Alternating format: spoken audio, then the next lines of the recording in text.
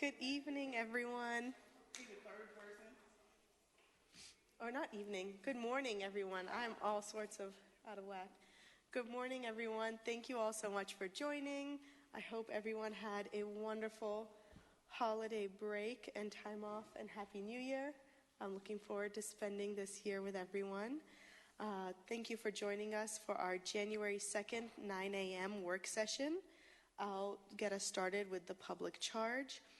The Board of Commissioners asks its members and citizens to conduct themselves in a respectful, courteous manner, both with the board and fellow citizens. At any time, should any member of the board or any citizen fail to observe this public charge, the chair will ask the offending person to leave the meeting until that individual regains personal control. Should decorum fail to be restored, the chair will recess the meeting until such time that a genuine commitment to the public charge is observed. As a courtesy to others, please everyone turn off your phones during the meeting. With that, I will move us to our first agenda item, which is citizen comments, and we have 3 individuals signed up. So I'll call you all up at the same time. If you want to come where our clerk, Monica, in the green is standing, with Kyle Lampart first, then John Davis, and then Larkin Coffee. Yes. And you have 3 minutes each. And please provide your name and address. Good morning. My name is Kyle Lampart. I live at 400 West B Street. I've worked at Main Library for 2 years. We are here this morning to raise the issue of the Library Administration's current plan of opening on Sundays. We understand the community's need for the library to be open on Sundays, but under current circumstances, this would result in lower quality library services and unsustainable conditions for library staff. At current staffing levels, we are already unable to keep all the library's service points open during regular hours. Expanding these hours without additional staff will only exacerbate this issue and spread library staff even thinner. The proposed expansion of hours depends on a great number of unfilled positions, some of which have been vacant for over a year, as well as an over-reliance on temporary workers. The library cannot expand its hours while maintaining a high level of service without filling empty positions and hiring additional staff to meet the increased workload. To address this, we request that Durham County perform an independent staffing audit and increase staffing levels accordingly before expanding hours. Due to the understaffing of the library, staff have been told we will be required to work 7-day rotations with no guarantee of a day off when scheduled to work on a Sunday. The expectation of working 7 days in a row will only increase the staff turnover and burnout rates that library staff are already experiencing. The only solution proposed by library administration to avoid working 7-day rotations is to use paid time off, which is inherently punitive and effectively a reduction in library worker benefits. Working 7-day rotations also impacts library workers' ability to spend time with loved ones and maintain a healthy work-life balance. This is an expectation that should not be levied on any county worker. We ask the county to ensure that workers scheduled on a Sunday are guaranteed comp time equal to that of a full day off, which can be used regardless of pay period. County administration has the power to make these adjustments, and we appreciate what it has done for us in the past. We need that support now to ensure that library workers are able to continue to provide the high level of service the people of Durham deserve, and that the library retains the talented and passionate staff that make it exemplary. Library workers have been told over and over that we should continue doing more with less because that's the way it's always been. Durham aspires to be an example of progressive governance and forward thinking. The justification of that's the way it's always been should not stand here. We call upon the County Commission to uphold the values that make Durham County a beacon for progress in North Carolina by recognizing the right of county workers to organize free from retaliation and providing our library with the resources we need to serve the people of Durham. Thank you. Thank you, Kyle. And John Davis? Oh. Hi, John. If you want to take yourself off mute so we can make sure we can hear you.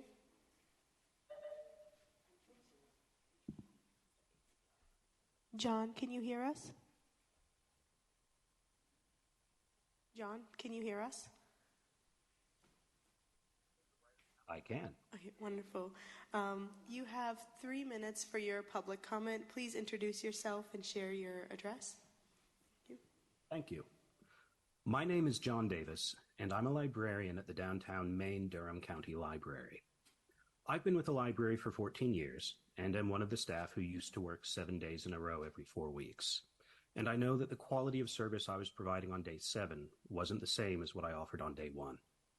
I'm here to read a letter written by one of my colleagues, one of the substitute staff who keep the library running, by plugging gaps in the schedule, who didn't feel comfortable being here themselves, for reasons that they describe in the letter. Dear Durham Board of County Commissioners, I write as a substitute librarian in support of the Library Workers Union, LWU. We subs are officially 1/10 of a county employee.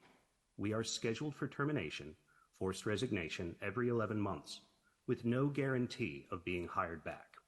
We travel around to all the library locations and see firsthand the results of the short staffing that the LWU is asking the county to address. Permanent library staff are always pleasant to patrons, rarely, if ever, showing the frustration we feel at canceled programs, having to cover for absent workers, and the general feelings of always being behind. Getting fired every 11 months has the effect of making us gig workers, that is, subject to the unclear human resource variables of our employer, with little regard for our family and personal lives. This situation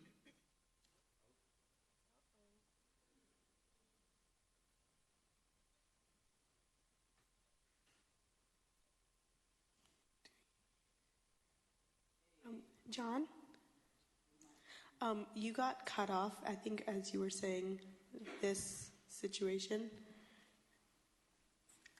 Wait, give us 1 minute. We can't hear you. 1 second. We're having some technical difficulties.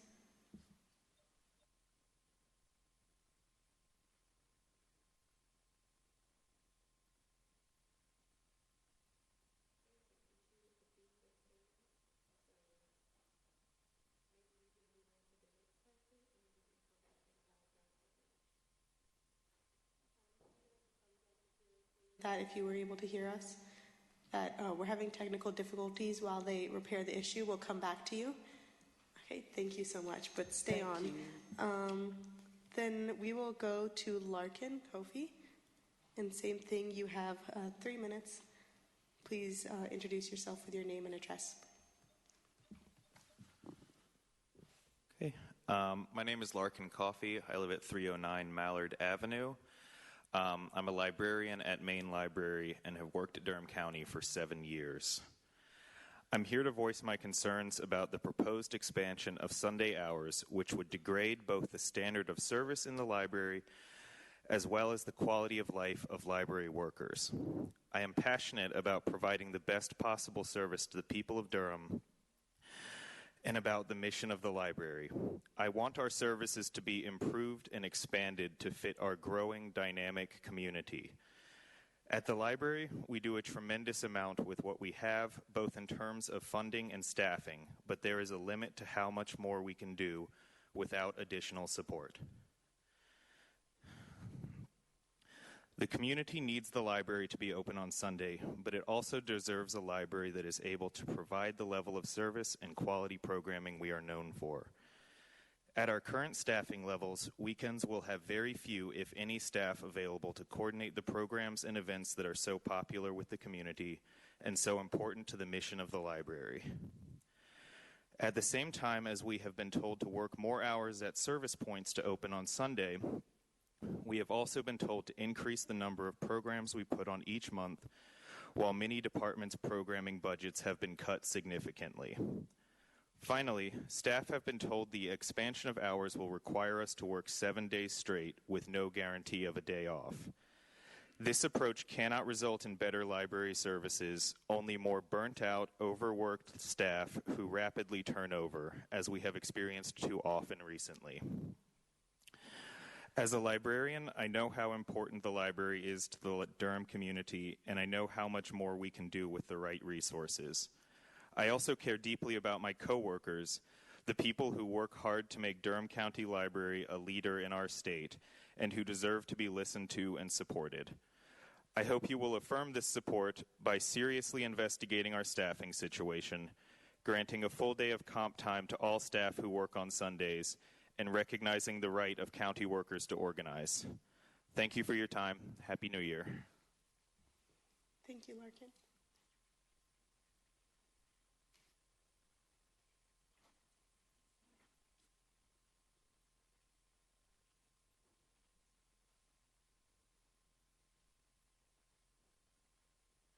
Thank you, Larkin. And John, we are unfortunately still having issues with the audio on Zoom where our system's not able to pick up the audio from individuals joining via Zoom. We apologize for the inconvenience. We are going to ask that if you could please email your comments in written form to Monica, our clerk, so that she can pass it along to each of us commissioners and also have it included in the meeting minutes. Monica, if you want to just read the email address that they should send the comments to. It is clerk, CLERK, @dconc.gov. Thank you, and thank you so much for joining us, John. I apologize again for this inconvenience. That concludes all of the individuals we have signed up for public comment. I do just want to pass the mic on to our county manager before we move on to our next agenda item.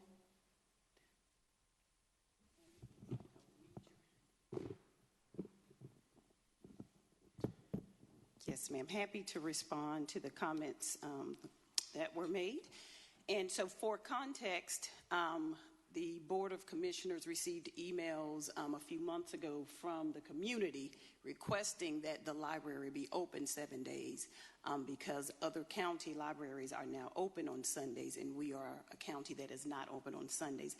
And so I was asked as the manager to begin exploring how we could open on Sundays. So that is why this situation has arisen.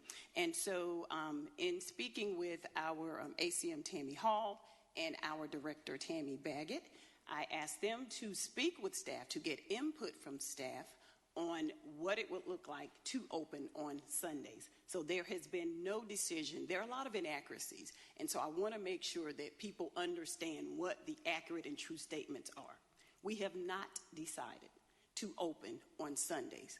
And we are doing what a prudent leader does, is soliciting input from our staff to gain feedback about how we can open successfully and how we can open and make sure that we are taking care of staff. Yes, if we were to open on Sundays, some staff would have to work on Sundays. And based on the proposed schedule, staff would have to work 3 to 4 Sundays a year. 3 to 4 Sundays a year. That is not even 1 Sunday a month. Also, I have requested that no staff would have to work 7 days in a row. That is something that I have asked them to make sure in the schedule that we work out. And so we are exploring that at the request of our commissioners. We have also engaged an external independent consultant to help us work through this, not only for this situation, but to help us improve the culture in the library. If you all have been paying attention to how I lead, a culture, a thriving work culture is very important to me, and I receive feedback on a weekly basis. And thanks for improving the culture in Durham County. That's not just for some departments, that's for every department. In addition, we have engaged the Office of Strategy and Performance, our internal office, to do an operational assessment of the library and how we provide programs and services. It is my opinion that we are operating in a traditional, role, and we're not looking at the trends as programs and services to be now. We're operating pre-pandemic trending. Things have changed. The way people consume content and the way people request content has changed. So we need to look at that and address the needs as they have emerged with the new trends. So our strategy and performance team will be going into the library looking at how we operate and assessing the impact that we're making. What are the most utilized programs and services? What are the least utilized? Where can we streamline and where can we gain efficiencies? So we are looking to right size the organization. If we need more staff, I will certainly come to you all and request that. But I am not a person that will just ask for positions because people say we need more staff. We need to make sure we are efficient, and then we structure our human resources and our staffing to fit the needs as they are properly aligned. So that's where we are. We are still in the throes of that. I do have some information from our library leadership that I am reading over now, but as it stands, we have not decided, and we will not make that decision until we have brought to you what the full proposal is after everything has been vetted, and we've heard from our external consultants as well as our Office of Strategy and Performance. And let me just end by saying, I am an employee-centered manager. I think I have proven that to everyone. So please do not believe the inaccuracies and the misstatements that we don't care, that I don't care about employees. 8 years ago, I was a frontline staff member. I won't forget that. And I work from that perspective. So know that I care about employees, and I'm not going to support something that mistreats employees. Thank you, ma'am. Thank you, Dr. Swell. We're going to move on to the next item because we typically don't have commissioner conversation during citizen comments, but I wanted to give an opportunity for the manager to speak because I know her and I have spoken and she shared. But so we're going to move on, if that's okay. Yeah, I just have one question, comment about that, if you will, Madam Chair. It'll have to be very, very quick because we have to move to the next one. My comments are always quick. I recall the libraries used to be open on Sundays. So for them not to be open has been due to the pandemic. So they used to be open on Sundays. Yeah, that was my comment. Yeah. And I just want to thank all the citizens again for coming and our county employees for coming and sharing their concerns and their frontline experiences with us, as well as County Manager Sewell for taking these conversations seriously and continuing this work to have the external and internal look into our entire operations of the county. With that, I will move to our consent agenda, and I will once again pass it back to our County Manager to review this with us. Yes, ma'am. Thank you all so much. So we will begin with the first agenda item, which is 230762, Budget Ordinance Amendment Number 24 BCC 00044, appropriating $175,000 of general fund balance to support the creation and operation of a new dedicated department/fund center for the Durham County Public Information Office. And this simply is really just taking the expenses for our PIO office out of the county manager's fund center and separating it so that we can monitor and assess the spending for the PIO office individually. That's what that's for.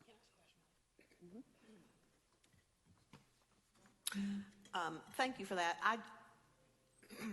If it's just a move from the county manager's fund to this new department fund, why is it coming from fund balance rather than from the county manager's line item? And I will allow our budget team or either ACM Hager to explain that.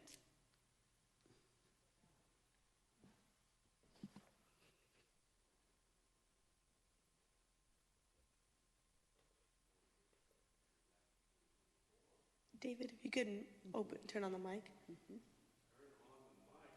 How about now? There we go. Better. Thank you. Yes. Newfangled. Good morning and happy 2024, commissioners and everyone. This is coming from fund balance because as part of the annual budget process, we're always trying to do our best to capture all of the known expenses. With some of the reorganization that happened in administration, there were some different pieces of cost that needed to be allocated differently. And in this case, with the PIO separating out, we were able to identify some specific areas that the PIO needed some funding for that wasn't necessarily in the original budget. Sometimes this is handled within internal departments, but since this item needed to come to the board anyway, it was at this point easier just to go on and ask for this relatively small amount of money from fund balance. So it is indeed an additional expenditure. I'm just trying to get clarity on that. It's an additional expenditure, yeah. It's also somewhat of a reallocation to some others that hit items that were needed earlier in the year. As we've worked over the last 2 or 3, if not 4 years, to kind of streamline budgets, what we've assured departments, and this goes from the county manager to Motrio and General Services, is that if we trim the budgets too thin, we will, as the budget office and in management, we believe, come back and support the departments in replenishing funds if we've streamlined too much. And, excuse me. And in this case, that's probably what happened. I'd have to look at a little more detail at it. No, that's great. I was just trying to understand, was it an additional expenditure or just a mere movement from one fund to the other? And if that were the case, I didn't understand why it would be coming from fund balance. But I understand completely, and I support the approach. Thank you. I was just going to echo David explained it perfectly. A lot of times we always try to reallocate first. This is just unique, so we just wanted to make sure we did the base adjustment so that we aren't having to do that later. Thank you all so much. Okay. Any other questions? All righty. Agenda item 230889, Budget Ordinance Amendment Number 24 BCC 00069, appropriating $259,000 in general fund balance and approving a contract increase with Farragut Systems, Inc. for the Tax Administration Department. 230910.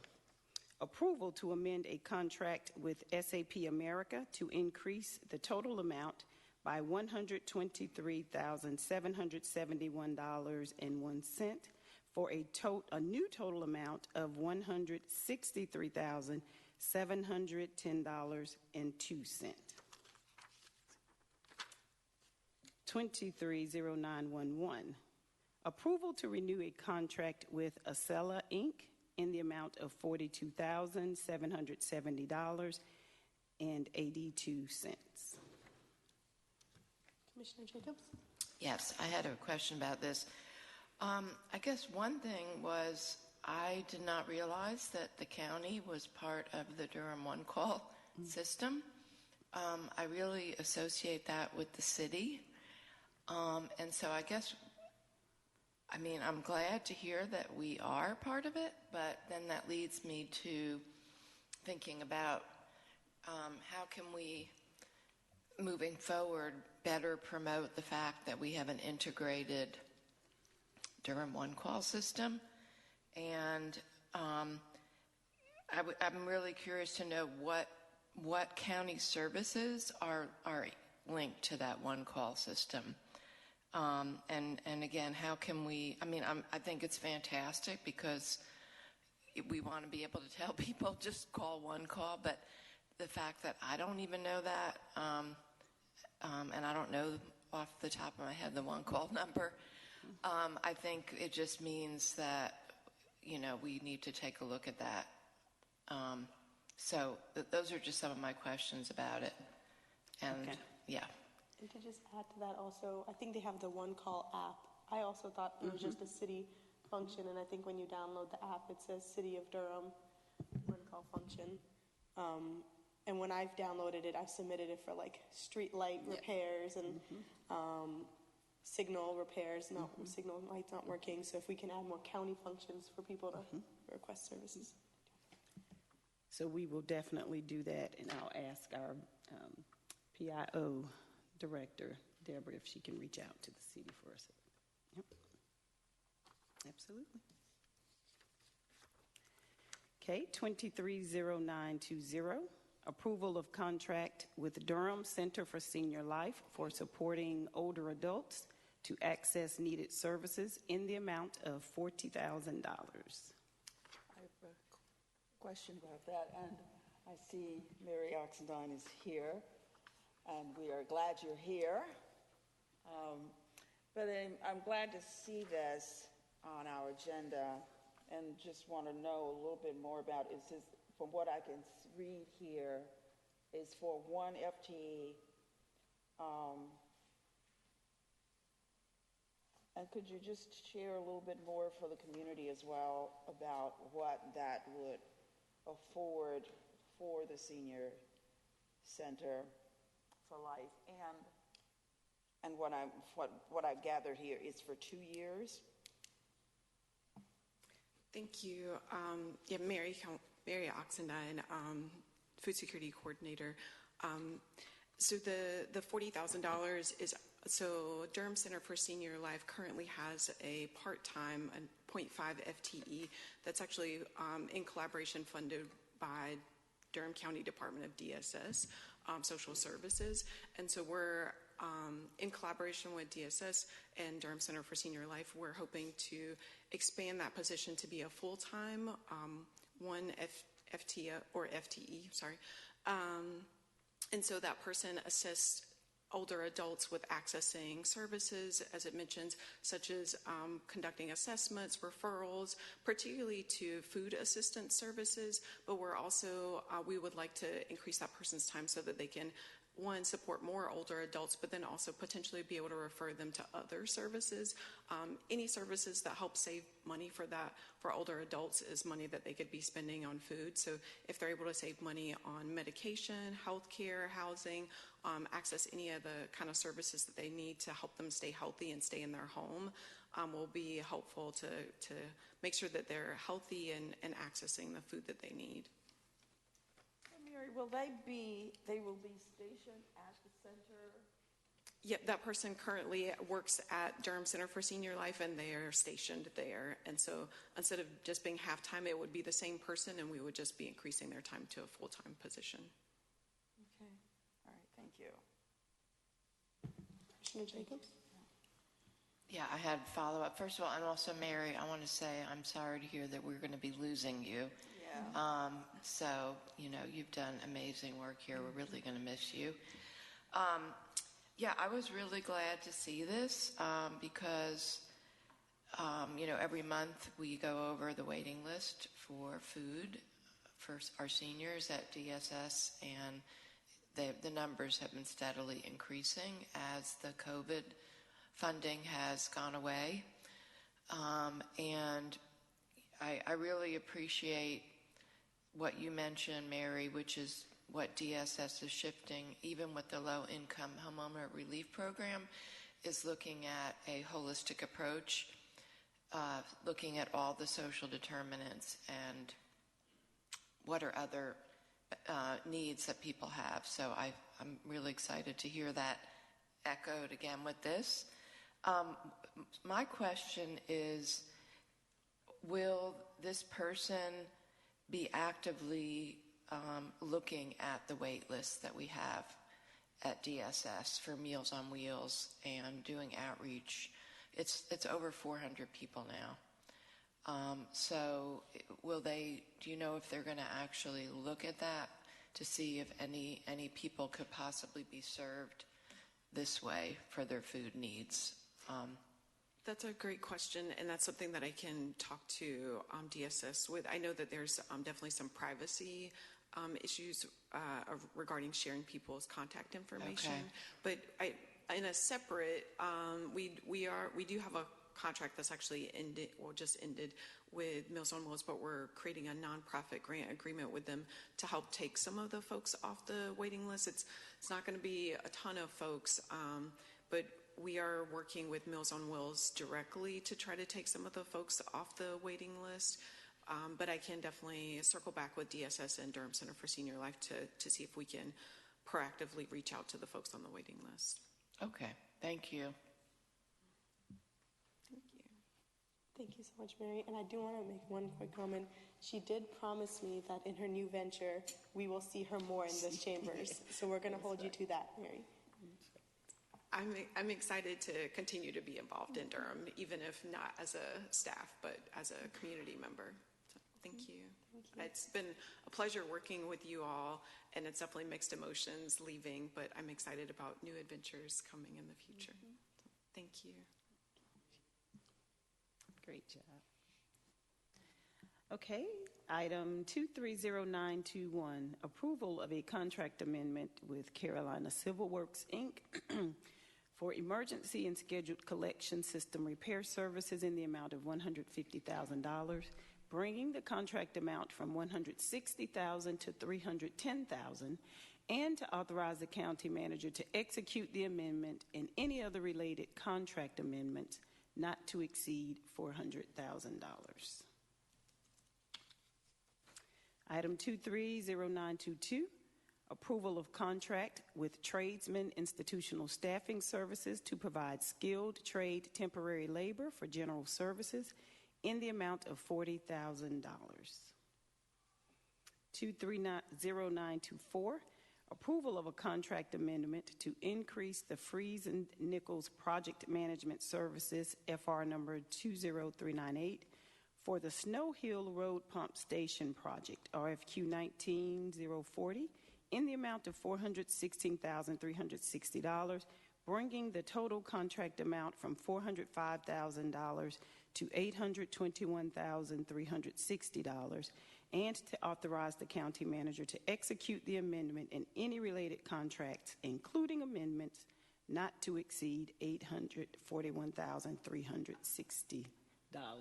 That's a mouthful. A lot of Commissioner Albertine, if you could turn on your microphone.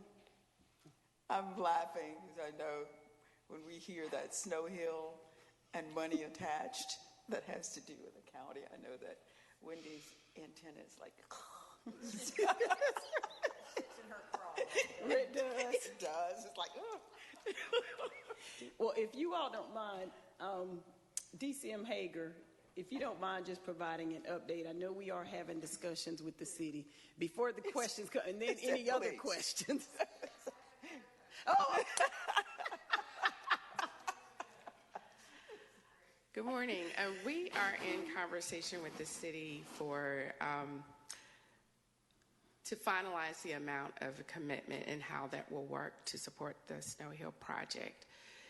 The impact of that project is over $1 billion to the state. Much of that is also reflected, of course, in Durham County. When we started on this project, it was to help protect market share in order to expand in that region of the county. We needed the infrastructure. And as it is with other entities around the state, aging infrastructure or infrastructure that is not adequate to support growth are big ticket items. So that gives some context. We will come back. We have a white paper that we're updating, and we'll get that to you within the next few weeks, as well as give you some more insight on those conversations with the city. I guess the one question that I do have is that 841, is that all county, or is that split between the city and the county? Right now, that the project in general is being managed by the county. So when we talk about cost split and their support, we will flesh out how that reimbursement will occur or how they will support debt service payments. So we will come back with those recommendations. So right now, any expense that you see is one that the county is absorbing, but with the understanding the city is going to support in some way. Thank you. Commissioner Carter, then Commissioner Jacobs. Thanks. I'm just wondering what the source of funding is. It's, more than double what we had budgeted. Sure. Yeah, what we did with this project, it is funded out of our capital improvement plan. This is a LOB support, a limited obligation bond project. As a matter of fact, we will, in an upcoming meeting, bring to the board an item, because the way we do many of our LOB-funded projects, we will expend the dollars and then we will go out to the market to get the actual debt financing for it. That way you aren't prematurely borrowing, and so this will be one of the projects on the list. It's not a fund balance expenditure. It's No, ma'am. It's coming from capital. It is something, right now it's county cash, but it will be supported by limited obligation bonds when we reimburse ourselves, if that makes sense. Yes, it does. That does make sense. And my only other question was related to one of the attachments that mentioned the Cabin Branch neighborhood, which made me, I wasn't sure why that was mentioned, deteriorating soils. Will the Snow Hill Pump Station be supporting residential operations? I think of it as supporting the Trayburn businesses, but will it also be supporting residences in the county that have been heretofore operating on septic systems? Yes, there are currently some residential neighborhoods that drain to the Snow Hill lift station. The Cabin Branch was identified through Environmental Health Services as an area where a lot of the septic fields out there are aging. The lots may not be large enough or have backup septic areas to reconstruct their septic fields.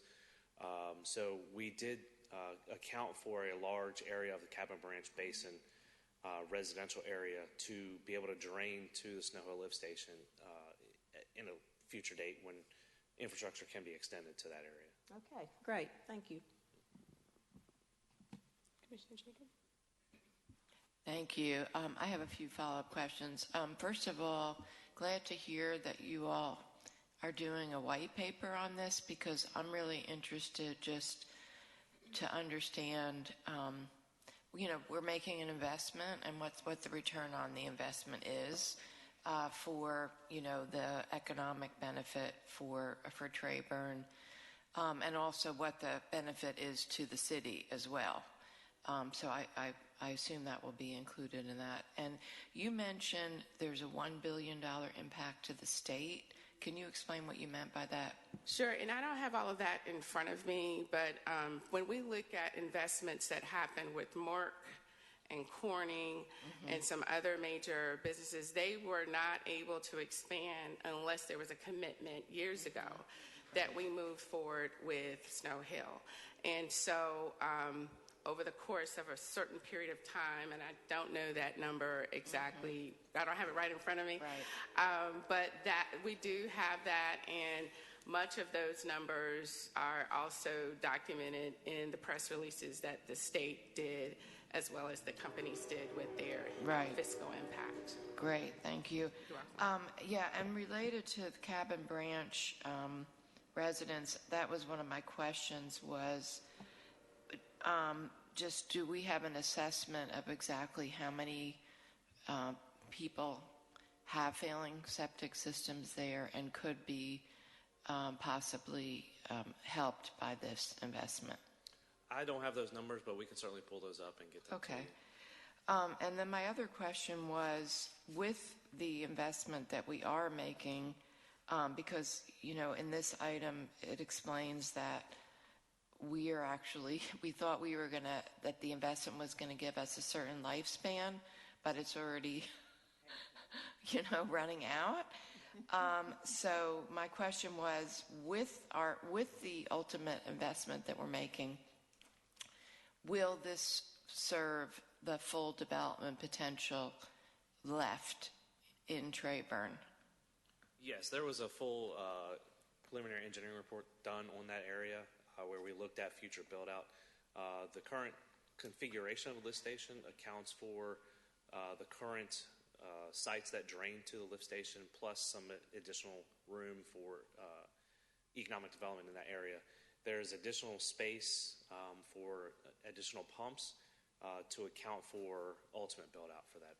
Okay, so this will be serve the full build-out of Trayburn. Yes. Fantastic. Great news on that. Okay.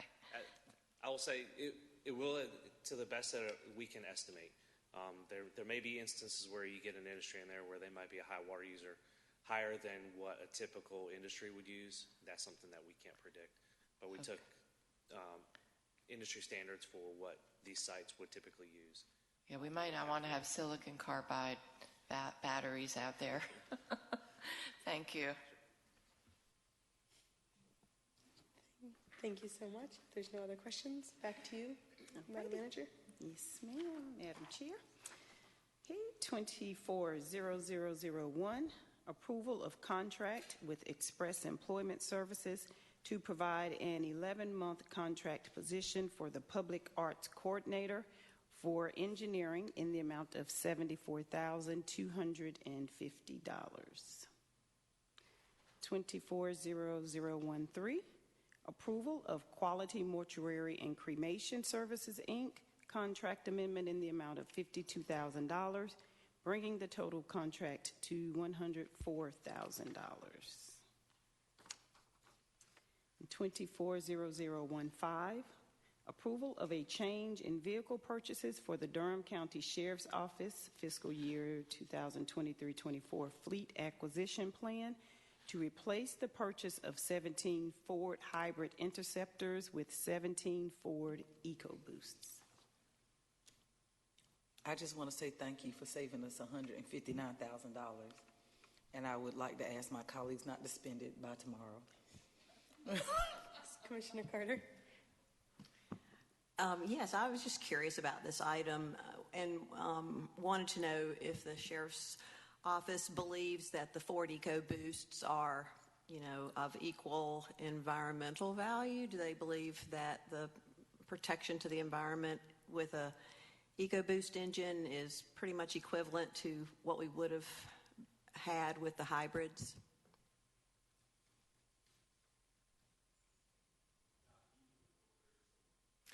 You feel like the cost benefit analysis is that it's worth it. It's worth the savings, even though there will be costs to the environment, or? Good morning. Good morning. Commissioner Carter, this is all market driven. The other vehicles were not available due to the market. My preference would have been to purchase the original vehicles, just not available. Just curious about all these car engines and environmental impact. Thank you, Sheriff. Sure. Commissioner Burns? Yes, sir. I have a quick follow-up along those same lines. I read somewhere, and since you're up here, I'm going to ask.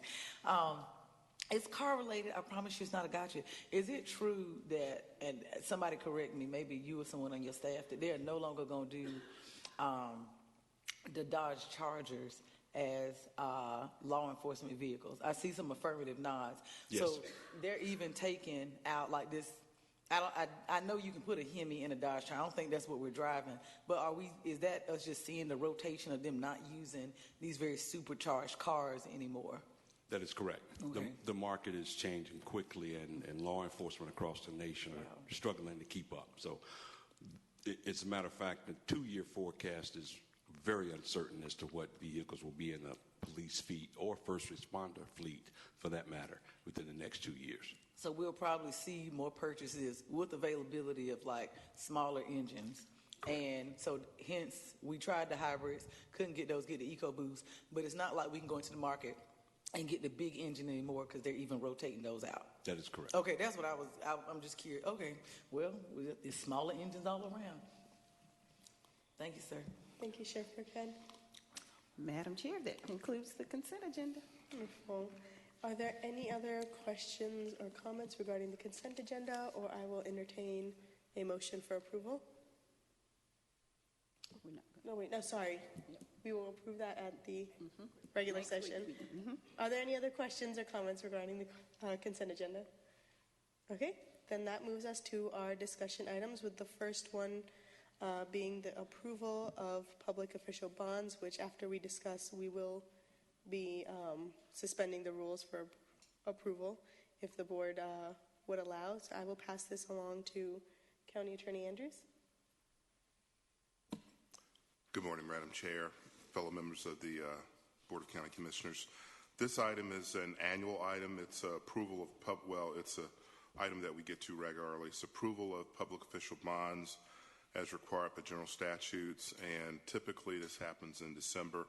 But we had new personnel take both the CFO and tax administrator positions, and these are performance bonds that are basically to serve somewhat as insurance or guarantors of performance of faithful duties for various officers. When you look in the statutes, different positions are mentioned, like treasurer, sheriff, coroner, register of deeds, and some others, and these are included within that. So this is simply to approve these bonds. These bonds serve in a way to guarantee the performance, meaning there'll be funds available if there was some issue in the performance or malfeasance. But of course, if there are greater liabilities, those will be borne by the responsible party, including the county. But because of the timing, you're being asked to suspend the rules to vote today so that we can get them filed with the clerk of court and they be properly listed therewith. I will say just a minor point of order or point of notice. Some of the language in the statute and here is dated. They use words like chairman and his. And where we're able to, we will correct that. So we have a document here. We're going to adjust that to a different term. But otherwise, it's as you see it before you. And I'm glad to answer any questions about it. I have one. Mine is really quick. So I know that we've done this before, and I'm looking at the agenda text, and then I looked at the attachments. And so in the agenda text, because I want to make sure that when we suspend the rules, that we read the motion correctly, it references the CFO and the tax administrator. But then in the attachments, we also have, of course, the registered deeds, and we have, of course, mentioned the sheriff. So in that motion, are we capturing all four? Because I want to, well, just could you throw us some language that says, and once we suspend the rules, because I was sitting here thinking about the motion in my head, and I was just going to do it for the CFO and the tax administrator, but we got to umbrella it for all four, correct? Yeah, good point, Madam Vice Chair. So because we normally would do it in December, we held it off for these. Yes, you will be approving the bonds for all the various officers listed in the attachment. So not just the CFO and tax administrator, but also the registered deeds and the sheriff as well. Commissioner Carter? Just curious about this. I know it's just a routine matter, but how do we decide the amount of the bond? I find it curious how variable they are. The North Carolina General Assembly has certain statutes that identify either a formula or an amount. Some of them are at your discretion, and you get to pick. And where you see lower amounts, those are at your discretion because theoretically the liability will fall onto the county, and this is just a gap filler. But when you get higher, you pay more. So it's like a risk assessment, and our risk manager has done this. But basically, for your question, it's like the finance officer is the highest one because it's capped at $1 million. If it were by the pure formula, it'd be more than $1 million. Interesting. Thank you. Any other questions, comments? Okay, and I will entertain a motion to suspend the rules. So moved, Madam Chair. Second. Okay, there's been a motion and second to suspend the rules. All in favor, say aye. Aye. Any opposed? Okay, the ayes have it, 5-0. I will now entertain a motion for the approval of the bonds. Madam Chair, I move that we approve the bonds to meet the statutory requirements. Okay, it's been moved by Commissioner Jacobs, seconded by Commissioner Howerton. All in favor? Aye. Any opposed? Okay, the ayes have it, 5-0. And I will now move us along to the next item. No other action needs to be taken, correct, Attorney Andrews, on that item? No other action needs to be taken. Thank you.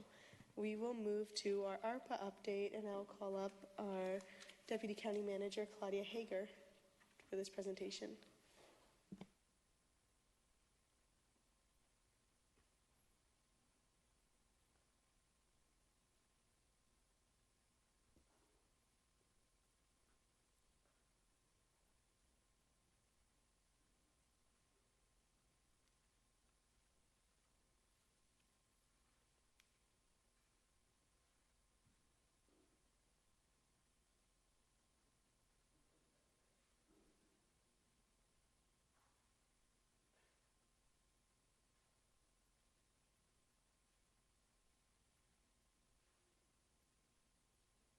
Happy New Year.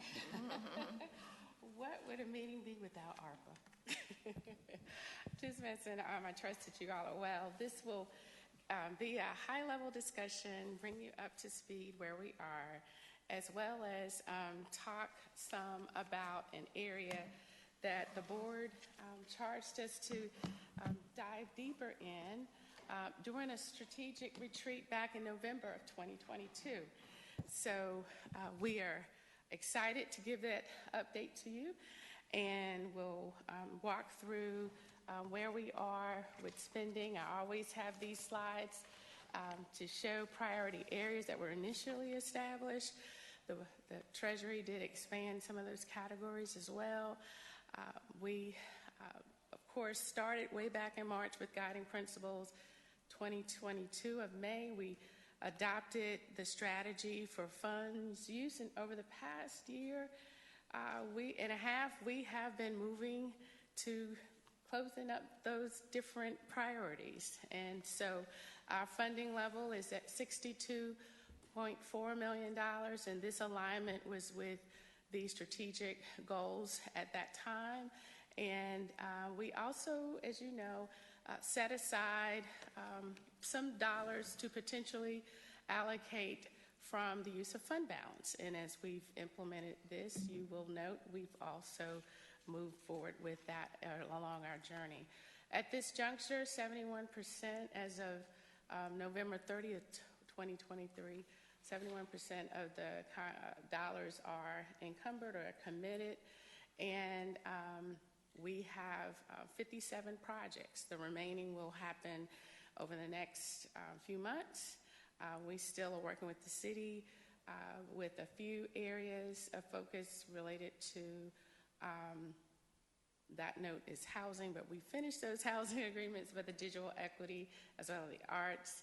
And we have a goal of encumbering all funds by spring 2024. And as you know, all dollars must be encumbered by the 21st of December of this year. And realignments we're proposing, if there are some that need to happen because dollars aren't moving as quickly, or the targets are reshifting, or whatever the case may be, because it's the state of doing business, we are recommending that we try to do all of those realignments mid-year, really looking at it in May and trying to wrap up things by that target of December. The grants are staggered. The community grants are staggered for completion through the summer of 2025. Remaining projects will finish with a target of September of 2026, which will allow us the closeout period. And we are expanding our compliance infrastructure, and we'll do what we have to do to support our partners along the way. And this bullet is from the last one that I did not update, but and we are today with another update.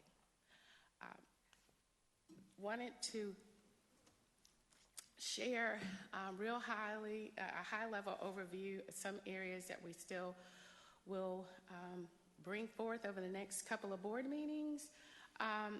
The RFP for planning and infrastructure funds for home security, and it should be housing security efforts. The land trust dollars that we had allocated, and then funding to support seniors that are at or below the average median income for home repairs, and we'll have more details about that. The broadband realignments, will bring some recommendations on that.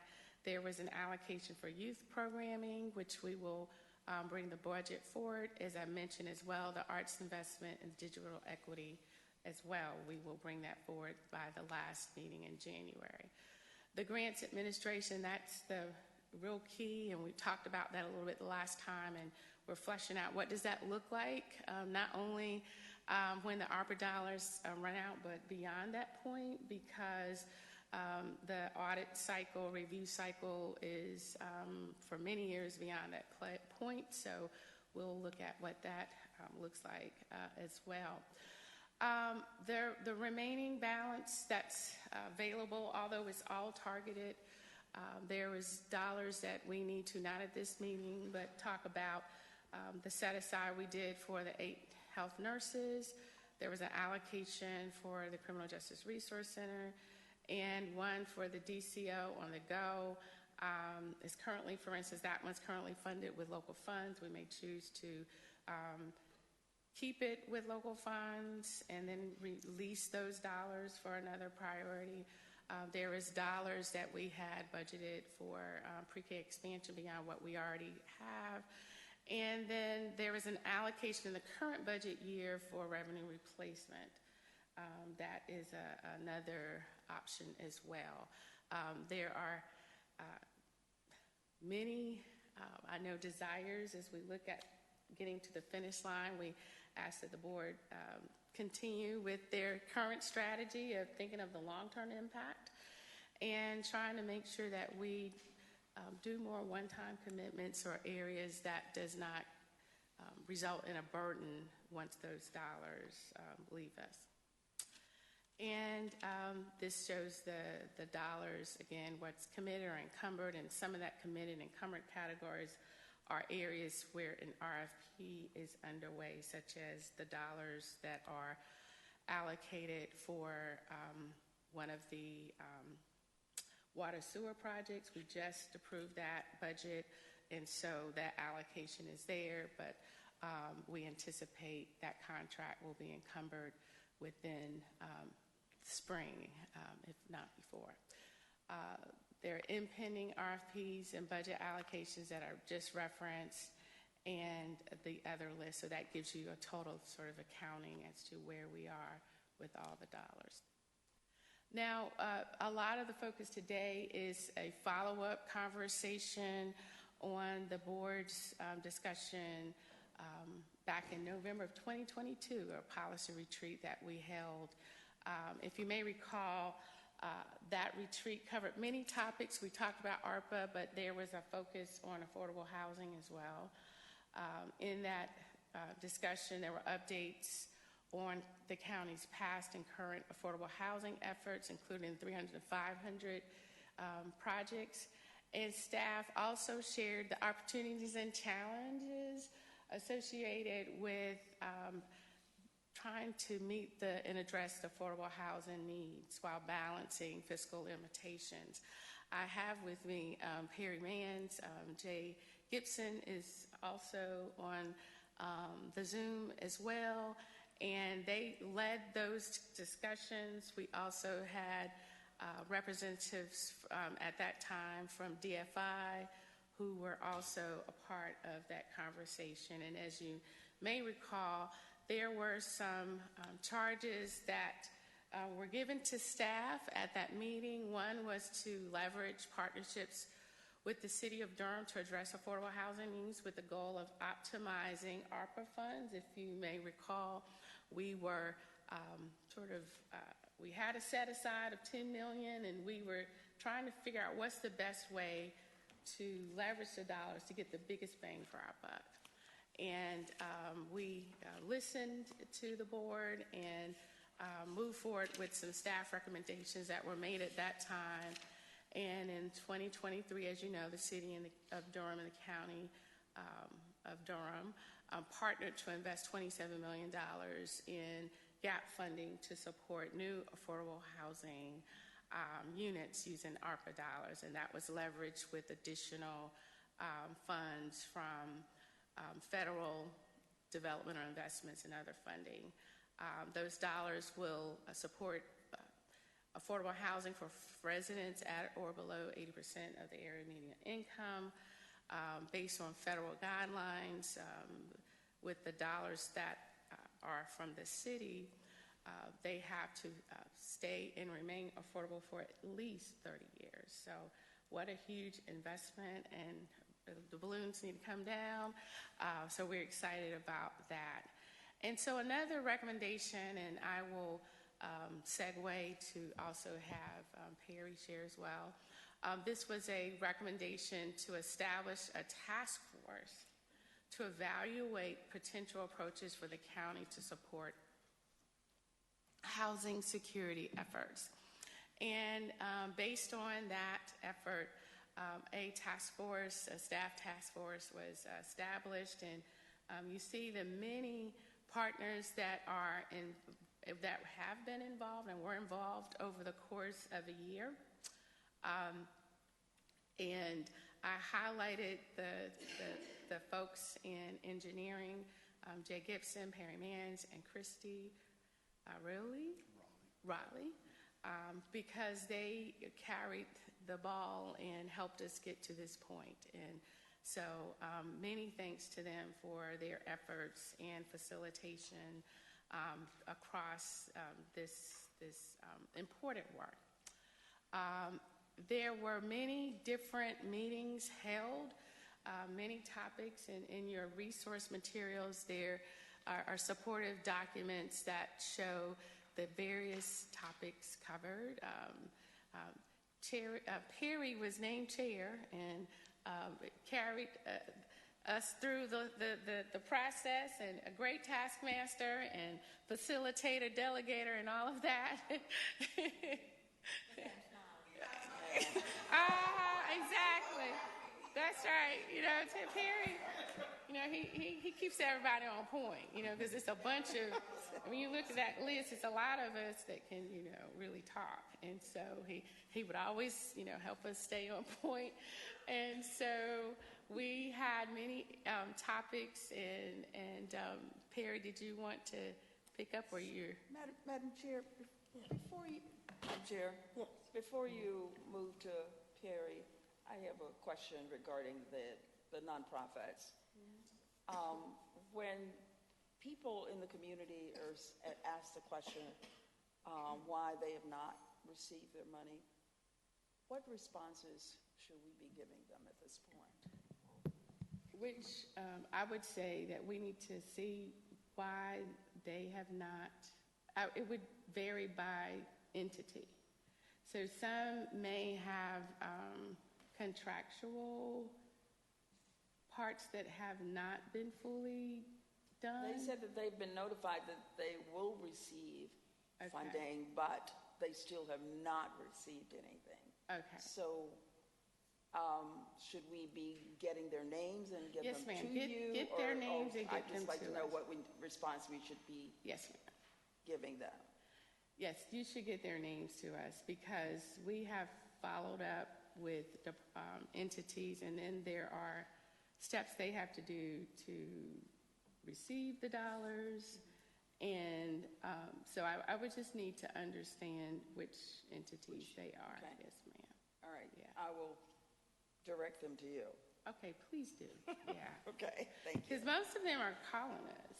And so if there are issues, so I would be curious as to which ones. And our processes are very exact. So if, for instance, we need a certificate of insurance, and if it's not there, we can't move forward.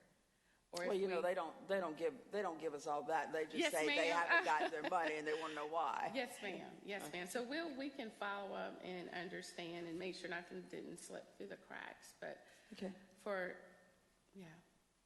would be curious. All right, thanks. Yes, ma'am. All right.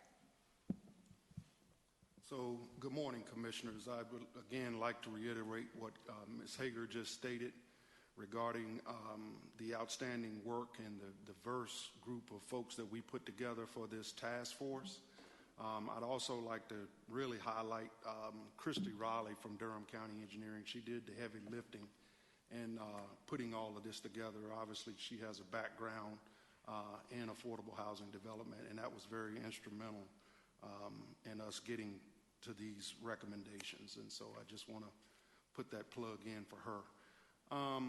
Again, this is a lot of work being done throughout the Durham community around affordable housing, and so this task or this charge is very complicated in trying to funnel or channel everything in. And so what Claudia has highlighted here, we did an asset mapping exercise for session 1, you know, really looking at who are the organizations or people working on affordable housing in Durham. What are the services, resources provided in Durham to address affordable housing? And what assets does Durham County government have to help address the affordable housing crisis? The second asset mapping exercise, well, what are the gaps, trying to figure out what are the gaps in affordable housing in Durham? What are the ideas and opportunities for the county to support affordable housing? And what else do we want or need to do? We also had a virtual watch party where the committee actually went back and looked at the presentation that Anthony Scott, the executive director for Durham Housing Authority, put together for the city. We had panel discussions with folks like Reginald Johnson from Community Development, Anthony Snell from the Durham Housing Authority. We had presentations from self-help, particularly Dan Levine and J.J. Frolick. We possibly could get them back to do some type of presentation to you to help you kind of better understand how the leveraging of funding actually works. And so we developed a white paper. I think, Claudia, that white paper has been issued. And the white paper draft was presented to senior leadership. It's being presented to you all. I think the intent is for us to come back at the February work session with a deep dive in affordable housing and sort of review the recommendations in the white paper. What's that? So we're going to do some of them now. Okay, go ahead. You want to take this one? Yeah. Sure. Okay, and as Perry shared, we will come back in February to give additional information, but the draft does reflect a few that we wanted to highlight at this juncture. One was a recommendation that the county should devote resources to expand the Durham Affordable Housing Loan Fund. This fund makes loans. I'm sorry. Okay, this fund makes loans that would leverage county funding, and we are seeing that it could also support land purchase or construction of affordable housing projects, as well as the retention of existing affordable housing. And so there's a recommendation to make an initial investment towards that effort with an additional commitment level identified in 24-25. And here's an example of the Affordable Housing Loan Fund model. And the current fund is a partnership between Duke University, Self-Help Credit Union, and the City of Durham.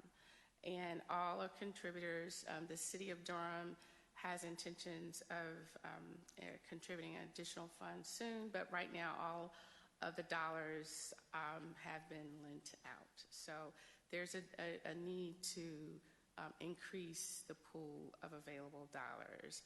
And I will walk through this, and Perry can correct me as I move through it, but the first bullet will show the local government will invest $1 into the loan fund. This is just a very simple example. And then the dollar is matched by the developers and the bank, which would fund an additional $3. The developer then uses the $5 to receive a construction loan of $15. And then a $20 project is fully funded with a $1 public investment. And so it's a way to create a long-term model that will help mitigate some of the challenges with having housing stock that is available from an affordable perspective. And just to jump in terms of that model, also, I assume that the entity who borrows the money has to also repay back the loan. So hence it's a revolving fund as well. That is correct. Which I think is important. Yes, that is right on point. It does. The entity pays the dollars back, and currently it's at a zero interest borrowing rate. So that helps the entity because they're trying to balance a whole lot of factors with this. I don't want to stop him. I was trying to stop her from saying it because you remember last year during the policy retreat, I said I want a revolving housing trust fund because Wake County had one. This year during the policy retreat, and then she said revolving, but I like how y'all didn't put revolving in the presentation. So I have a thesaurus. We can use circulating, orbiting. There's a lot, because I noticed that Wake County is using revolving. We're not going to use revolving, Commissioner Jake. So I got a thesaurus. I'm seeing about 20 words. We'll figure out what we're going to call ours, because I asked for this 2 years in a row. I'm a hush, but I don't know why y'all didn't use revolving in the presentation. Maybe you didn't want me to get credit. Oh, wait, can't get, but I have about 20 words that we can use. We can use circulating, gyrating, pirouetting. Like there's a whole bunch of words that we can. But anyways, go ahead with the presentation. But I'm happy that we are working on a revolving housing trust fund. 2-year request. Y'all have made me the happiest person. I'm going to be nice for the rest of the meeting. No one has to worry about their safety for the rest of the day. Tomorrow, perhaps. The second are there any other comments? The second recommendation was that the county should evaluate post-pandemic needs and best practices for delivery of county services that support affordable housing. The committee feels that the county is uniquely positioned to play a key role in service provision and working collaboratively with other partners, including the city, the Housing Authority, and Durham Public Schools. And again, there were so many lessons learned, and we continue to learn post-pandemic, and just in general, just addressing the housing gaps that are available. And so a lot of what we talked about a year ago was just our inability as a county to play in all the lanes and trying to make sure we can address which is the appropriate place for us to support and how we can do that in a very tactical way with our community partners. And then the third recommendation was that the county should work with a partner organizations to determine a concise set of metrics for an affordable housing scorecard to track and report and the impact of housing resources and programs in the county. And what gets measured gets done, and also looking at attainable targets as well, because there is a desire to help in many ways. Fiscal limitations just makes it tricky. And so we're just asking that some time is spent on determining what those measures should be, and for the county's role, what parts we will play in that. And so as far as next steps, if the board supports the recommendation, we're suggesting that we develop an RFP to identify an entity to manage the Affordable Housing Loan Funds dollars on behalf of the county. And funds may also include the use of ARPA and local dollars to address land trust. Yes, ma'am. Yeah, I just have a question. I don't understand this point. Yeah, so this is right. Yeah, so because the city we already have, so why wouldn't we just contribute county funding to the existing fund? Well, so part of it, the way it's framed that way, is that if we decide, for instance, to use our land trust dollars that we had identified, if you may recall, we said we wanted to set aside some dollars to support land trust efforts.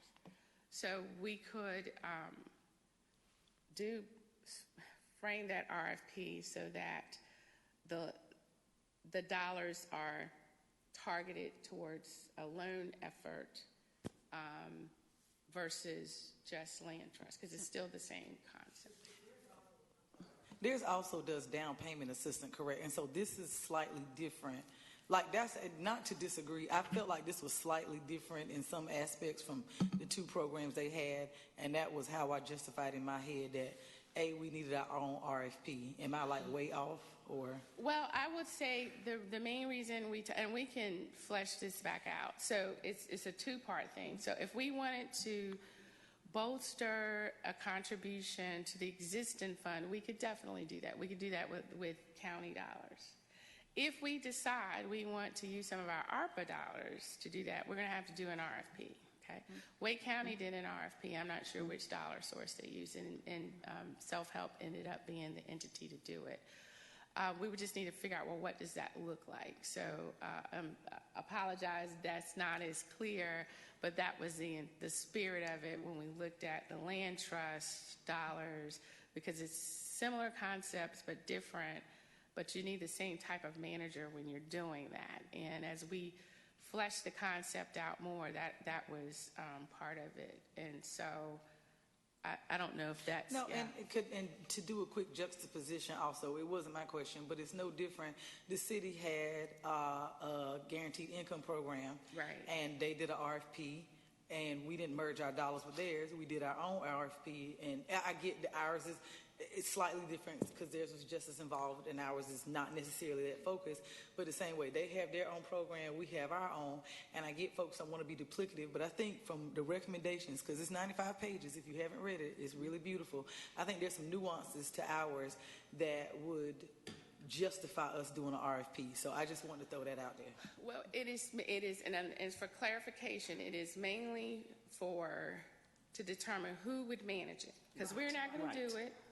I imagine the same partners that are doing it now would potentially apply to do it. It's just if we decide to use our ARPA dollars for this type of thing, we would need to consider that. Yeah. And certainly, it's up to the board. If you all decide, once you read the white paper and you decide, well, we'd rather just contribute to the city, we can certainly do that if that is what the board so desires. And that's why we want to come back in February, where we'll have a little bit more, get your reaction and then come back. I know it feels like we're always coming back, but we're crossing the finish line, I think, with a great end product.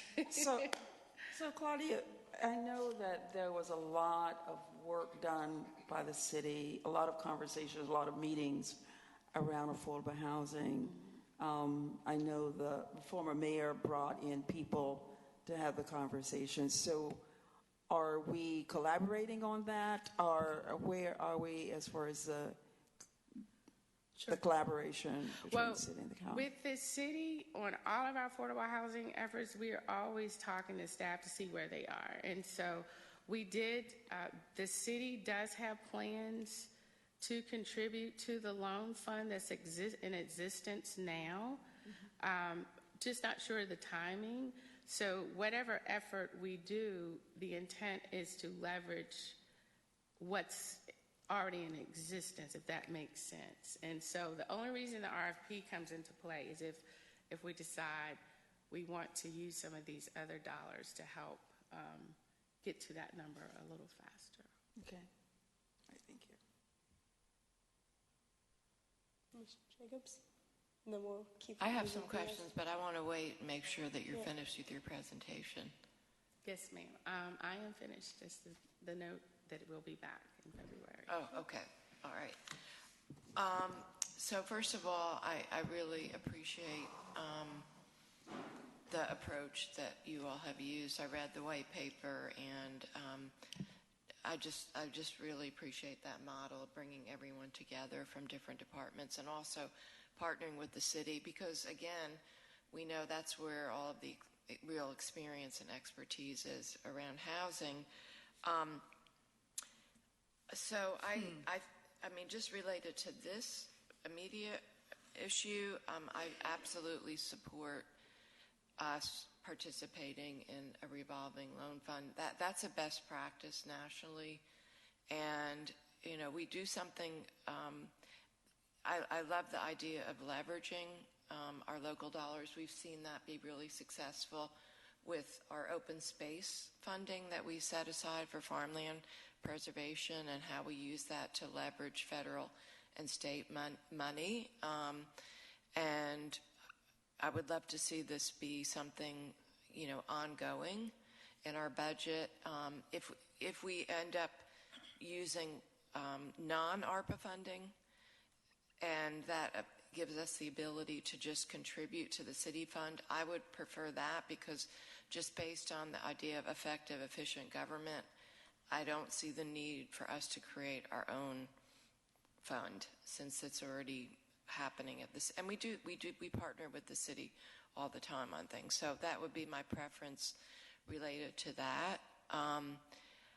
I think that the supporting a land trust model to me is totally different. And I really support the land trust model. I'm really glad that we're going to have an RFP with the ARPA dollars, because the beauty of the land trust model is that it's a long-term investment in affordable housing, and the studies have shown that those are the properties, and Dwayne is the one who really taught me a lot about this when he was the tax administrator. I know that he could speak to our board a lot about this, that the data works when they did their assessment of the impact of gentrification and market forces. The West End community in Durham had the least impact because that's where the Durham Community Land Trust has had the most investment. So if we're looking for a long-term strategy, that is really effective. And this gets back to, we're already, with the gap funding that we're doing with the city, so I'm jumping around here, but the 27 million, which I think is fantastic, the city and county investing in these 600 units. I'm really glad to see the 30-year restriction, but one of my concerns is, and it may be too late now, but if we could also speak to the city, and this goes to the county attorney, about having in our agreements, similar to what we're doing at 300 and 500, which is right of first refusal after the 30-year period going back to the city and the county, because what just happened at Carver Creek is what we don't want to see happen, which is that we are losing track of these properties.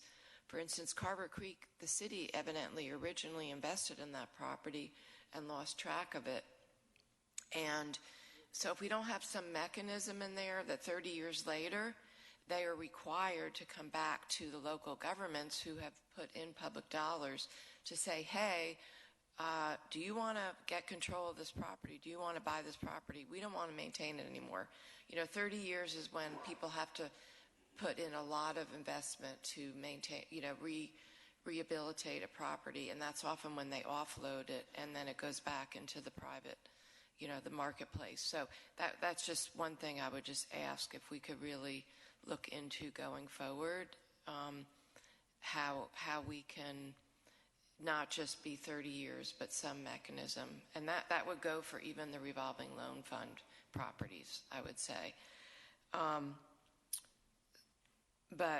So anyway, just the feedback on your recommendations. Love the metrics and the scorecard. I think that's really important. I love the idea of the subcommittee about county services. I would actually suggest calling it County Support Services Subcommittee. This again gets back to this model, the systemic approach that we just heard Mary talk about, which is looking at, and we've talked about this a lot, I've heard the manager talk about this, our board, that how do we connect people to the resources that we have, and how do we have a wraparound approach? And this also gets back to the model of, permanent supportive housing, that we are taking this holistic approach. So that would just be my suggestion about the wording of that. And lastly, and then I'm going to stop and then I'll wait. I have a few other things, but I'll let other commissioners. Can we ask Anthony Scott to come and give us an update at a future work session on the Durham Housing Authority plans? And we haven't had that in really a few years. And I know one of the properties that he's really is in his portfolio involves county property, the parking deck behind and parking lot at CJRC. So I just wanted to request that because you all had that session with him, so it would be great if we could. Thank you. I meet with him tomorrow, so I'll make that request. Awesome. Thank you. That can be an email. And I don't know, Claudia and Perry, if you wanted to respond to any of those questions, comments now. I made notes to them, and we will, in our follow-up, bring those, but we appreciate that feedback. Yes. And I think Commissioner Burns has questions. I just had, before we got deeper into the housing, I had a question about the prior portion of the presentation. Slide 15, where it was listing out the members of the task force. I was wondering, is there anyone on the task force or potentially going to be added to the task force who within county government around transit? Because I feel like that's going to be a key part of our conversations around affordable housing is how accessible are these locations to the rest of Durham County? That is a great point, and we will definitely take that into consideration going forward. As topics emerged, we had other participants that joined the discussion, and I can't remember if someone from transportation was there or not, but we will definitely. And can I just piggyback? That's a fantastic suggestion, and even somebody from the planning department, because implementing the new comp plan, it calls for 20% affordable housing throughout the county. And then my second question that I had was going back to the housing piece. For these loans, I think this is an amazing idea that we can move forward with. I just had a question around, because, we always get so limited with general statute, but wondering, when we are providing loans, like with this, they sit in the fund, how much power does the county have in selecting and approving developers like that apply for these loans? Like, can we have restrictions on them that says, like, their development must be 80% AMI or must have like these requirements? That's a great question, Chair Alum. Please note that these loans that we're talking about are actually provided by the banks, and so they determine which developers are eligible for those. If we do, whatever entity we select to manage that, they'll be instrumental in sort of flushing that out and make sure that these developers are eligible. But that's something certainly that we'll make sure it gets added to the list or the scorecard, so to speak, to make sure that we have that covered, because there is a minor risk associated with these loans. Obviously, that first dollar that the county's providing is always the most at risk, but we'll certainly make sure we keep that in mind through this whole process. So then, because will there be any way to protect this loan and funds?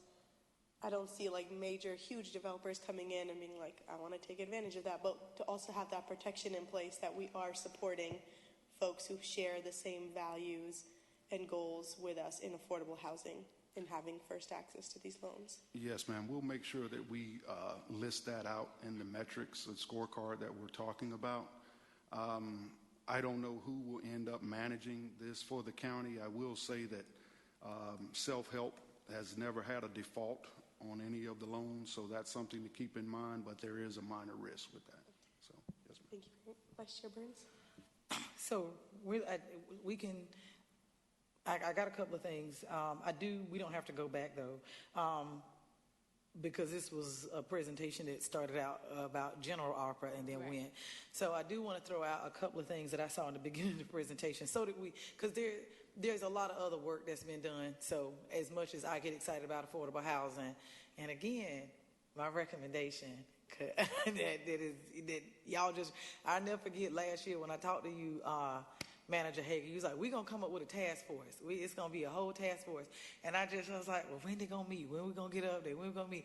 I said, well, and then when the manager sent out the policy retreat, I said, I'm going to put the revolving housing fund back in there. Because even the other year when I talked to you about it, I called over to Shanika Thomas. I talked to Stormy Ford. I really wanted to know because in Wake County, they put in $10 million. The city of Raleigh put in $4 million, and I think with the private entities, all told, it ended up being $61 million. They got a Place Saver Fund, and that one is to help, if I'm not mistaken, to help folks with naturally organic affordable housing, and then to her point, any expiring affordable housing. So again, the reason why I hear all these ideas bouncing around. This is not to take it away. Like the same way, there are two people on here who've done a lot of work on guaranteed income. I've done a lot of work looking at these revolving housing funds, and I want to speak unequivocally. I personally feel like it needs to be something new, and even if it is a partnership with the city, that's not to negate the work that the city has done. And I also kind of sort of reject the notion that there are any real experts outside of this is something. The reason why it's a best practice is because you see cities and counties coming together. Chatham did something new. Meck did something new. Wake did something new. And the reason why these are new ideas this is not down payment assistance. We might help the builder as well as like an individual resident. So there are a lot of nuances to this. So I will continue to encourage. Please do your research before you say yes. We just need to pay. Salima, before you leave, I know you got somewhere to go. Come back. I'm so sorry. So I want to throw this out. That was the point I was going to make. How you doing, Ms. Thomas? She works for Congresswoman Foushee. I wanted to bring back at the beginning, you see we done used up all our money.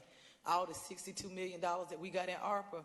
So we spend really well. I just want to tell you, we need some more money. Could you tell Congresswoman Foushee that we need, I'm serious, it's written on this piece of paper I have.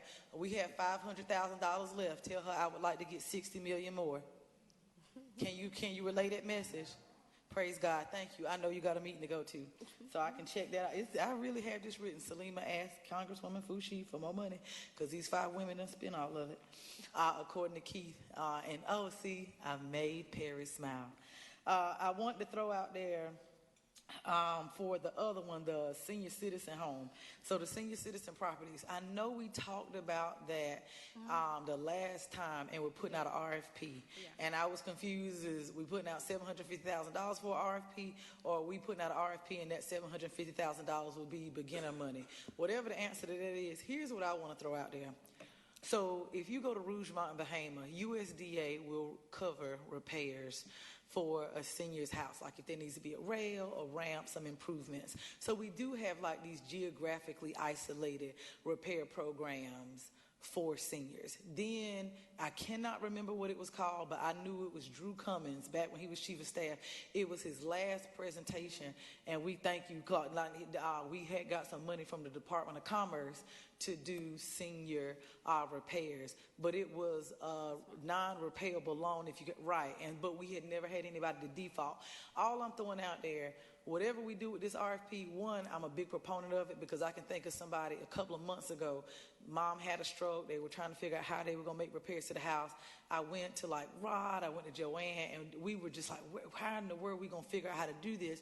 Because they're in this space where the commerce money was gone. They don't live out in Southeast or anywhere else, and now we don't have it. So I would love for us, if we're going to do this, to kind of sort of do like Durham pre-K and maybe have a braided approach.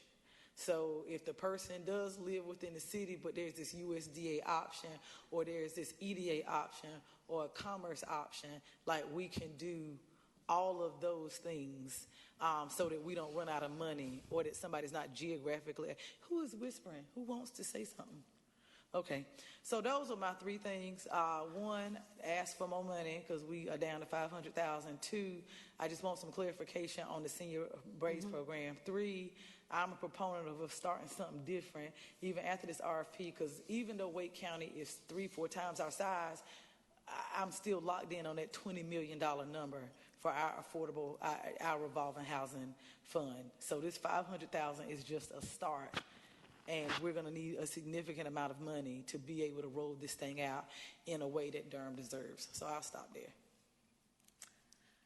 For this expand housing repair programs, what we're planning to do is to have an RFP and seek proposals from an entity that can give us different examples on how the program will work.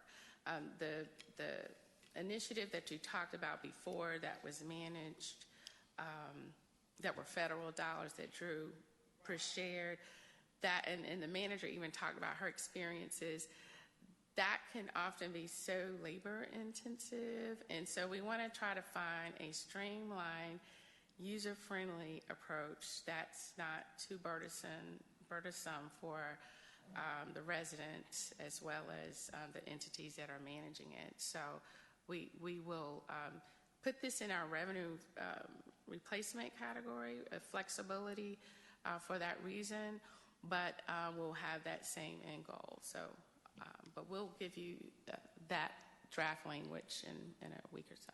Last thing, I just want to say super duper thank you for all the work that was put in. I did take the time to read it. And I think the other thing I was happy about, you all did a chart with occupation and affordable housing. And I really don't think people know what 80% AMI looks like, and that's 69,000. Just to show the occupations that would be eligible for this, we don't do a good job of articulating that. Thank you for elevating this in that presentation. That's all I got. I want to see if Commissioner Carter has comments. Yeah, I actually want to pull that imaginary lever and let the balloons fly through this auditorium, Claudia. Yeah, thank you. I mean, honestly, this presentation feels like a culmination of a great process that led to great outcomes with the ARPA. Also, this board's discussion about affordable housing and the outcomes that you've given us with these recommendations and the process that you used. I mean, I really want to say positive things about all of us here, because I believe this is a prime example of good governance when you have a manager council form of government like we have, in this case, manager commissioner form of government. You all, the administration, the manager, listened carefully all the way back at that retreat we had in 2022. And you've listened to us as individuals. You know what we think as a body politic. It's hard to figure that out. And I feel like you all have done a fantastic job. And then you've figured out a way to move forward and achieve our goals, objectives, and implement our values. And that doesn't happen all the time. And I really want to commend us all for that. Because it also involves board members not micromanaging, right? Trying to find that line between oversight of administration and administration. And in particular, deciding to pull together a task force that was composed of solely administrators, I think was brilliant and is the way to go. And your recommendations are so sound, and I support all of them. So I wanted to say that. And then I have a couple questions. Oh, sure. much more boring. I wanted to ask about the ARPA pre-K expansion dollars, the sure. $1.5 million, because I see that as a absolutely definite recurring expenditure. Yes. And so when we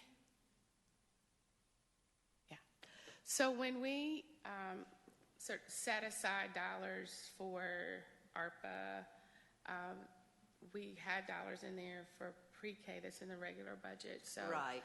The intent was to also continue funding. So the question becomes, do we do local funding or do we do ARPA? And knowing that this is not the total price tag of what we've grown. Totally. But we knew this would be a priority of the board. And so just, again, for that perspective, wanted to point that out. Yes. Yeah, thank you so much. And could you say just a little bit more about the revenue replacement sure. dollars, $3.5 million? Sure. So in the way that the Treasury dollars are allocated, there's 6 categories. And one of the categories is revenue replacement. And oh, yes. I remember that right. now. So one of the categories is revenue replacement. Like back from the pandemic. From the pandemic. Yes. Originally, Treasury basically said it was a dollar replacement if you lost revenues because of the pandemic. They then expanded the rules to allow dollars to be used up to $10 million for any type of local government expense that could carry out your business of doing priorities. And it didn't have to be related to these 5 categories. It could just be for any purpose. So in our budget, we did a allocation of $3.5 million to offset some of the costs of the current year budget. So the question then becomes, do we continue to use that? And if our revenues are higher, we may not need to use it. So then we can use some of those dollars for another purpose. And so we just kept it there. Right now it is a planned purpose for it, but we're watching it. David and Keith and I We have like hawks, no doubt.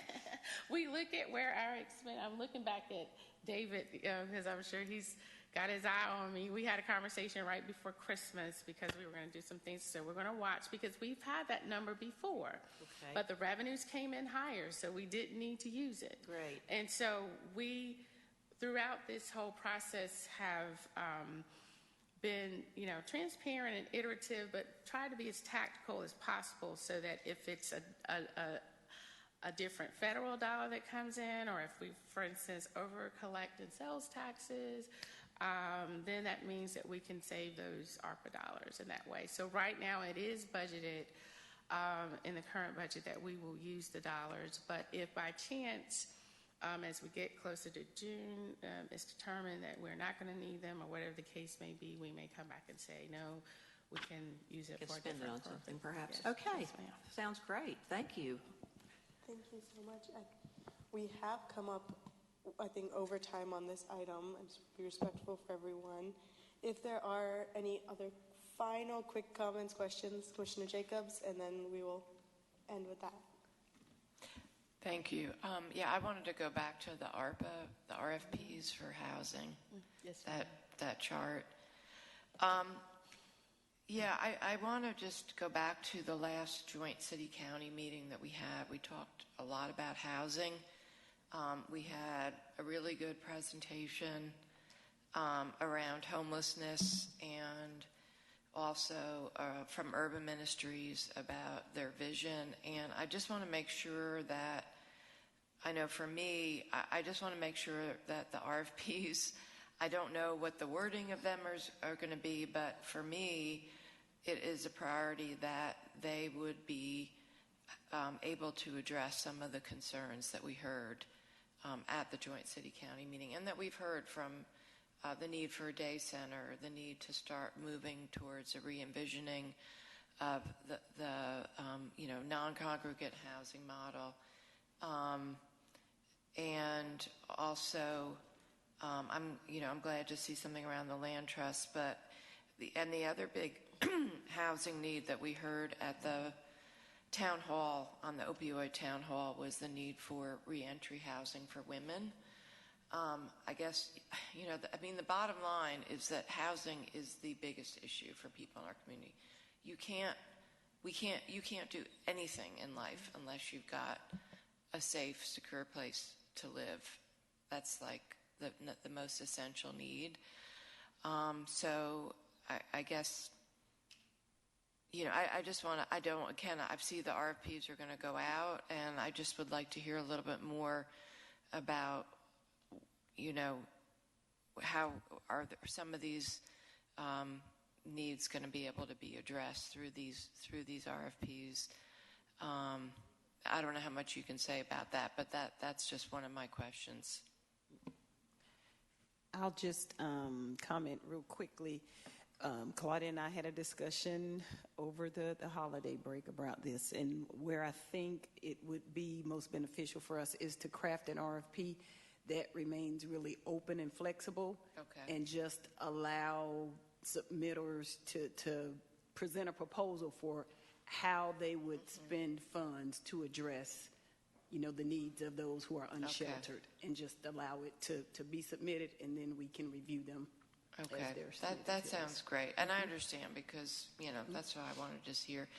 And the other thing is, I do want to highlight, I totally support all of the recommendations that the task force has come out of, but I understand that was, the process started a year ago. I think what I heard from the joint city-county meeting is that we really need a city-county housing plan.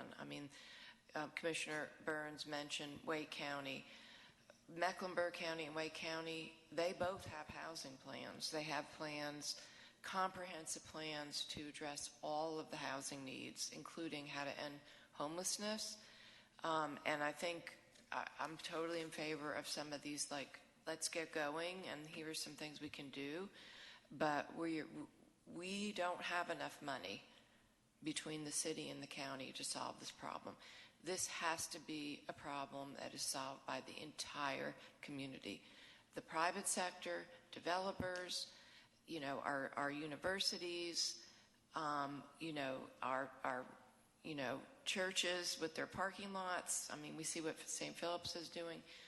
Like, we need, and that's what the Wake and the Mecklenburg County plans do. They bring in the foundations. Everybody is at the table taking responsibility for this. We need our companies involved. So I don't know, I guess I would put that back. I know we kind of said that in the meeting, right, for the city manager and the county manager to come back. So I hope at our next joint city-county meeting, I guess it's in February, that we could hear more about that. And I think also including school board. That was also included in the joint city-county. Okay. Yeah, thank you. Oh, man. Is it very quick? Because we're up on time on this. Yeah, let me. So I agree with Wendy. So the conversation that I had asked about the city, because they did bring in a lot of different organizations of realtors to start this conversation to try to flush out housing a few months while Mayor O'Neill, while she was the mayor. So I'd like to know what came out of those conversations, because they had in-depth conversations. The other conversation that I want to have has to do with the federal dollars regarding commercial property. What you're talking about, Wendy, with parking lots and that, but there is money available. I received a document regarding federal dollars for commercial properties to build affordable housing. And that's why I was just outside talking a few minutes ago about following up on that information and who we need to have follow up on it. And I can forward you the document that I received, but if we can have whoever needs to follow up on those dollars around commercial properties, I think that would be a good thing to touch into as well. Thank you. Thank you so much, Deputy Manager Hager and Perry. I appreciate all of your time, and thank you all the commissioners for all your questions, comments, and I look forward to our February presentation from y'all. Thank you. Okay, that concludes our discussion items. We do have a closed session scheduled for today, and the board is requested to adjourn into closed session to consult with an attorney employed or retained by the public body in order to preserve the attorney-client privilege between the attorney and the public body in the matter of Anthony Dabrowski v. versus Durham County et al., which privilege is hereby acknowledged pursuant to General Statute 143-318.11A3. I'll entertain a motion to go into closed session for the reason stated. Second. Moved by Commissioner Carter, seconded by Vice Chair Burns. All in favor, say aye. Aye. Any opposed?